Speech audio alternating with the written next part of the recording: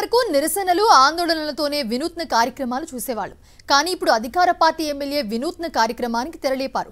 పారిశుద్ధ్య కార్మికుల నిరవధిక సమ్మెతో తాడిపత్రిలో చెత్తా చెదారం పేరుకుపోయింది. పట్టణమంతా కూడా మురికి కూపంలా మారడంతో ఎమ్మెల్యే కేతిరెడ్డి పెద్దారెడ్డి రంగంలోకి దిగారు. మున్సిపల్ సిబ్బందితో కలిసి చెత్తా చెదారం తీసివేతకు పూనుకున్నారాయన.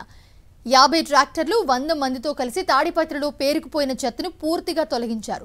ప్రజల ఆరోగ్య పరిరక్షణే ధ్యేయంగా ఈ చర్యకు దిగామని ఎమ్మెల్యే కేతిరెడ్డి స్పష్టం చేశారు.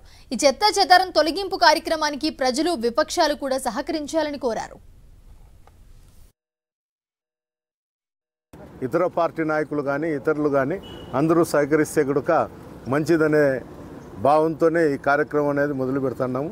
ప్రతి ఒక్కరు కూడా కేవలము మేము పంపించే ట్రాక్టర్లు ఇక్కడ నుండి పోయే కూలీలే కాక వార్డులలో ప్రజలు కూడా మీరు సహకరించి మీరు ఆ ట్రాక్టర్ వరకు మీ దగ్గర ఉండే చెత్త తీసుకొచ్చి ఈ 10 రోజులు వాళ్ళు ఎప్పుడైతే స్ట్రైక్ విరమించేంత వరకు మీరు సహకరిస్తే మంచిదని తాడిపత్రి ప్రజలకు అందరికీ కూడా ధన్యవాదాలు తెలుపు.